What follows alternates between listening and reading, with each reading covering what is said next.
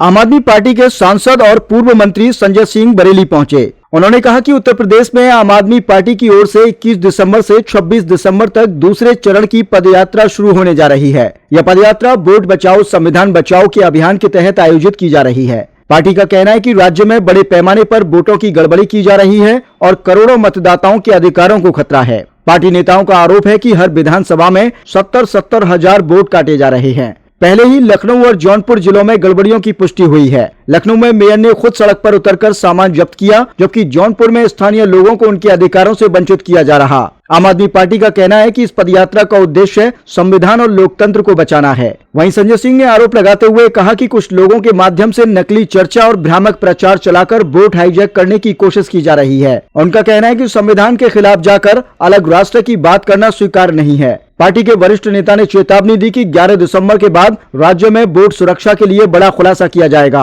और किसी भी प्रकार की वोट डकैती और गड़बड़ी को बर्दाश्त नहीं किया जाएगा। इस अभियान के दौरान 4 सार्वजनिक सभाओं का आयोजन किया जाएगा। आम आदमी पार्टी साफ कर रही है कि संविधान और लोकतंत्र की रक्षा सर्वोपरि है। पार्टी ने यह भी कहा कि जाति, धर्म या किसी समुदाय विशेष के खिलाफ की जाने वाली कार्यवाही केवल राजनीतिक लाभ के लिए की जा रही है और इसे लोकतंत्र के मूल्यों के खिलाफ माना जाएगा। पदयात्रा का उद्देश्य है आम लोगों को जागरूक करना और उनके वोटों की सुरक्षा सुनिश्चित करना है, ताकि लोकतंत्र में हर नागरिक का अधिकार सुरक्षित रहे।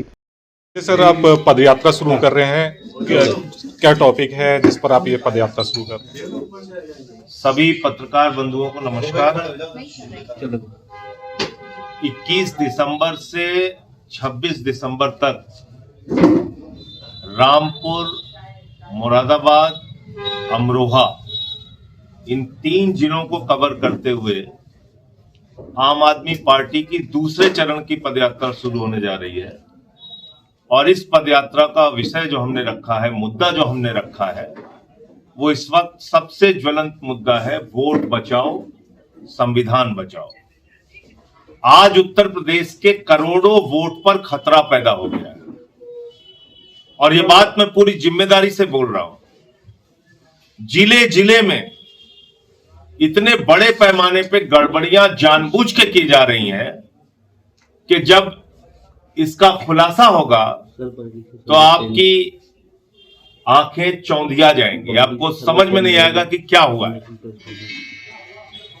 एक एक विधानसभा में हमने बिहार के अंदर देखा, एसआईआर में 70 हजार वोट काटे गए। जब आप एक विधानसभा में 70 हजार वोट काट देंगे तो फिर चुनाव का कोई अर्थ नहीं बचता।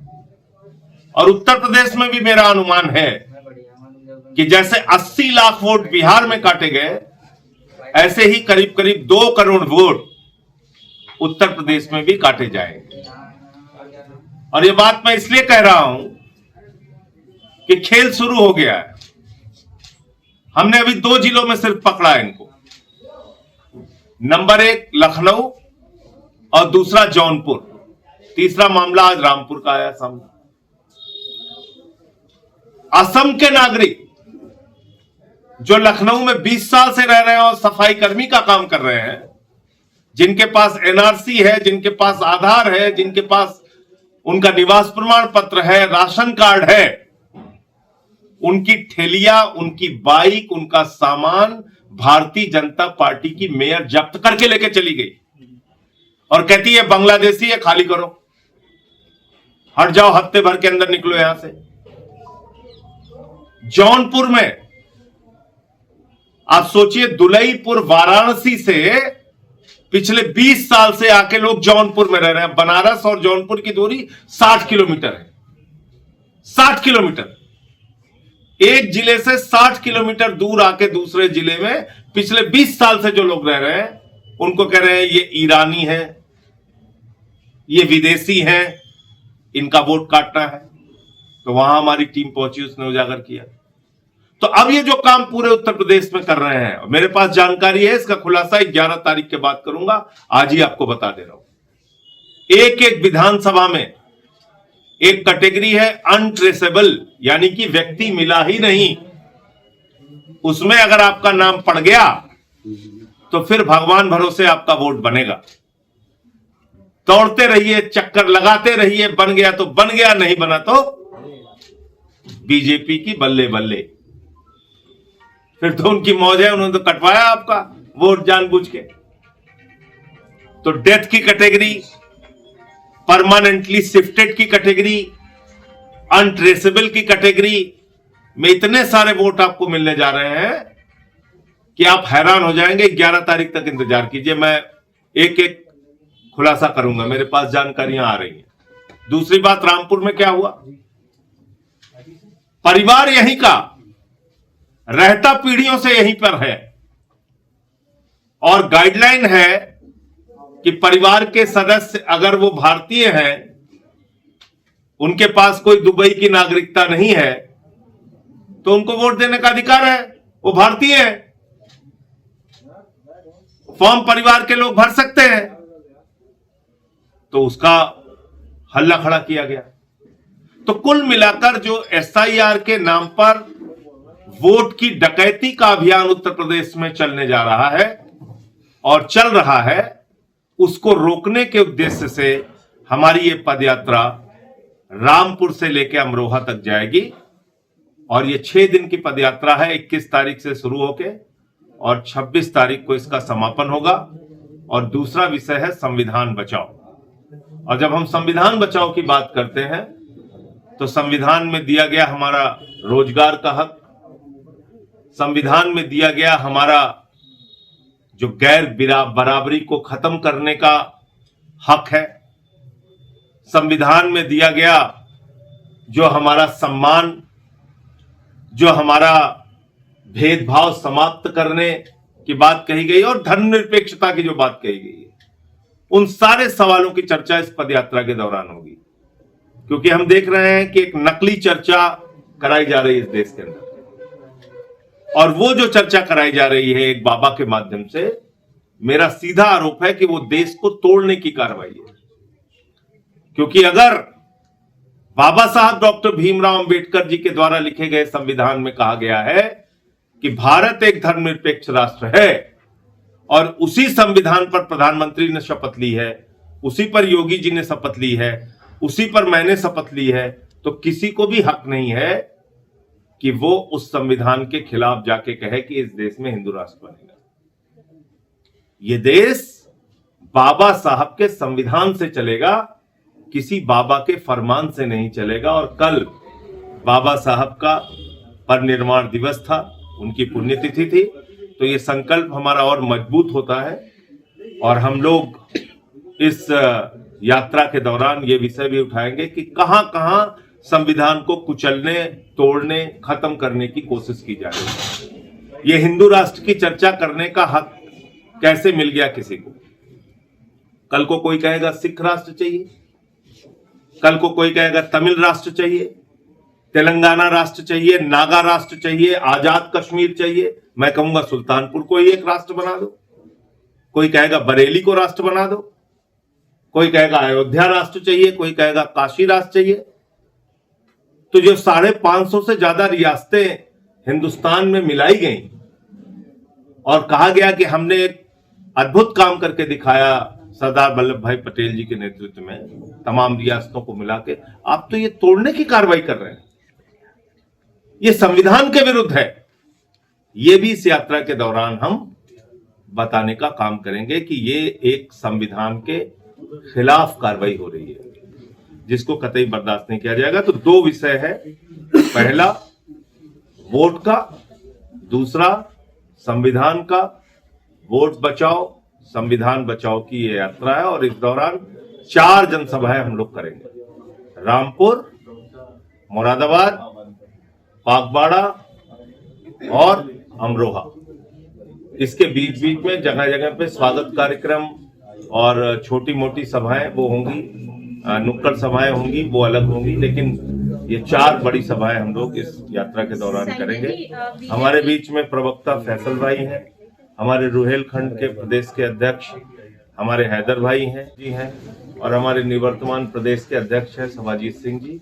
अब आपका कोई प्रश्न हो आप पूछ सकते हैं। सर, बरेली में बुलडोजर कार्रवाई हुई, खासतौर पर एक विशेष समुदाय के लिए, क्या कहना चाहेंगे आप इस पे? देखिए, ऐसा है, मैं आप विशेष समुदाय शब्द बोल रहे हैं, मैं खुल के बोलता हूँ। मुसलमानों के खिलाफ बुलडोजर चला के दलितों, पिछड़ों को भी कुचला जाता है और मुसलमानों के खिलाफ बुलडोजर चला के ये बताने की कोशिश की जाती है कि आप लोग लड्डू बांटिए, देखिए हम मुसलमानों को ठीक कर रहे हैं। आप बताइए, 140 साल पुराना मंदिर सिर्फ आरएसएस की पार्किंग बनाने के लिए दिल्ली में तोड़ दिया गया। कितने टीवी मीडिया चैनल पे चर्चा हुई? 300 के करीब मंदिर काशी कॉरिडोर के नाम पे वाराणसी में तोड़ दिया गया। कितना टीवी चैनल पे चर्चा हुई? अयोध्या में लोगों के घर और मंदिर तोड़ दिए गए। मेरे खुद के जिले में सफाई कर्मियों की झुग्गियां बुलडोजर के साथ कुचल दी गई। तो आपकी बात ठीक है, एक धर्म विशेष के खिलाफ, मुसलमानों के खिलाफ भेदभाव करके उनके घरों पे बुलडोजर चलाना है, वो कार्रवाई तो ये करते हैं, लेकिन छोड़ते किसी को नहीं है। इस गलतफहमी में नहीं रहना चाहिए। जो कहते हैं ना अगला नंबर आपका है, तो फिर वो अगला नंबर धीरे धीरे सबका आता है, बचता कोई नहीं है इनके बुलडोजर से। इसलिए बुलडोजर संविधान नहीं है, बुलडोजर कानून नहीं है, बुलडोजर न्याय नहीं है।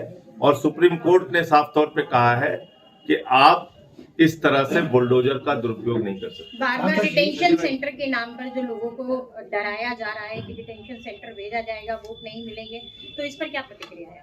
मैडम, महाराष्ट्र का चुनाव हुआ, वहां भी बांग्लादेशी पकड़ रहे थे लोग, हरियाणा में भी बांग्लादेशी पकड़ रहे थे, झारखंड में भी बांग्लादेशी पकड़ रहे थे, बिहार में भी बांग्लादेशी पकड़ रहे थे। कितने बांग्लादेशी मिले? कभी आप लोगों ने इसका आकलन किया? कुल 315 विदेशी नागरिक मिले पूरी एसआईआर की प्रक्रिया में बिहार में, जिसमें 78 मुसलमान थे, बाकी नेपाल के हिंदू थे। तो कहां करेंगे आप? कहां उनको ले जाके रखेंगे? 80 लाख लोग मिले हैं जिनको आपने एसआईआर में वोट काटा है, और उसमें तमाम ब्राह्मण हैं, एक्स आईएएस ऑफिसर हैं, तमाम दलित पिछड़ी जातियों के लोग हैं। तो आप सबको डिटेंशन सेंटर में रखेंगे? डिटेंशन सेंटर आप बनवाएंगे? इस तरह की बेसिर पैर की बातें करना, ये भारतीय जनता पार्टी की आदत हो गई है सही मुद्दों से ध्यान बटाने के लिए। आप मुझे बताइए, 11 साल से यहां ट्रंप की सरकार चल रही है, यहां बराक ओबामा राष्ट्रपति हैं, आपने क्यों नहीं बांग्लादेशी पकड़ के हटाया यहां से? और एक बांग्लादेशी बंगाल पार करके, त्रिपुरा पार करके, आसाम पार करके, बिहार पार करके यूपी कैसे आ गया? आपकी सरकार घास छीन रही थी। तो जो सवाल इनसे पूछना चाहिए, ये अजीब पार्टी है कि अपने गुनाहों पे भी जश्न मनाती है। तो ये वैसी ही बात है, इनको सिर्फ इस बांग्लादेशी घुसपैठिए का बहाना लेके फर्जी राजनीति करनी और कुछ नहीं। आपका बिहार नहीं, एसआईआर पहली बार बिहार में शुरू हुआ। इससे पहले राजस्थान 2003 में जो हुआ था वो आईआर हुआ था, वो एसआईआर नहीं हुआ था। और आपको मैं बता दूं, इसकी कानूनी वैधता को भी अभिषेक मनु सिंघवी जी ने सुप्रीम कोर्ट में चैलेंज किया है। ये कानूनी रूप से भी गलत है। एसआईआर कराने का कोई अधिकार चुनाव आयोग के पास नहीं है। किसी विशेष क्षेत्र के लिए वो एसआईआर करा सकते हैं, जैसा कि आपके एक मुरादाबाद काट की कॉन्स्टिट्यूंसी के लिए एक जमाने में उन्होंने कराया था। बाकी एसआईआर कराने का हक भी नहीं है अज्ञानेश कुमार को, लेकिन वो अज्ञानेश उसका नाम ही है, तो कुछ भी करता रहता है। जी, मेरा सवाल ये था कि बिहार में जो है जिस तरह से 10-10 हजार रुपए भेजे गए, एक तरह से आचार संहिता का उल्लंघन किया गया, तो इस पर विपक्ष मुखर क्यों नहीं बोल?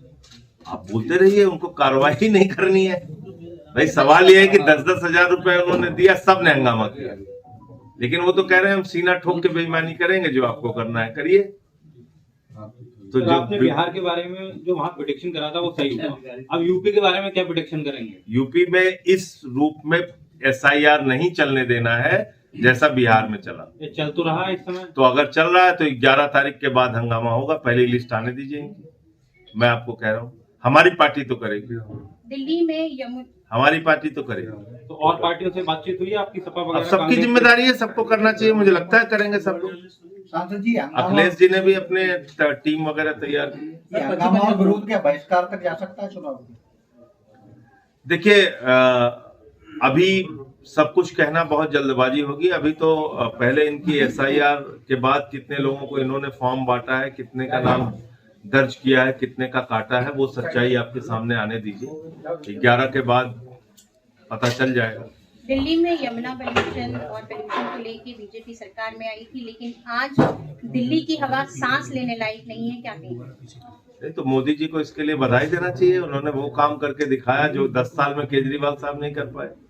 आज दिल्ली दुनिया का सबसे प्रदूषित शहर बन गया। 10 साल में केजरीवाल साहब ये काम नहीं कर पाए। मोदी जी ने 10 महीने में रेखा गुप्ता के साथ मिलके ये कीर्तिमान स्थापित कर दिया। आज देखिए 23 घंटे हमारे प्रधानमंत्री काम करते हैं, सिर्फ 1 घंटे सोते हैं और अपनी दैनिक क्रिया भी 1 घंटे में पूरा करते हैं।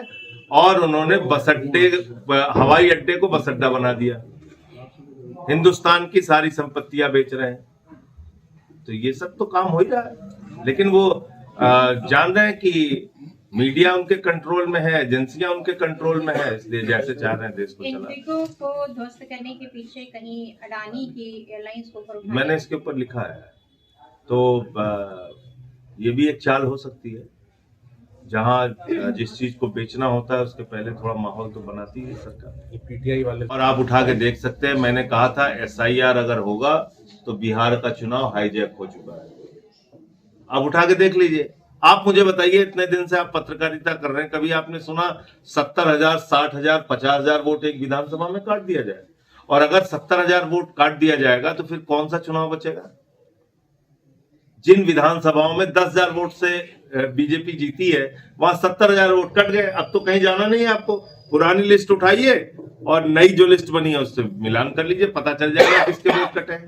वो मुसलमान है कि यादव है कि पिछड़ी जातियों के हैं कि दलित हैं कि परंपरागत विपक्ष के वोट हैं कि परंपरागत वो बूथ है जहां से विपक्ष जीता है, आपको पता चल जाएगा।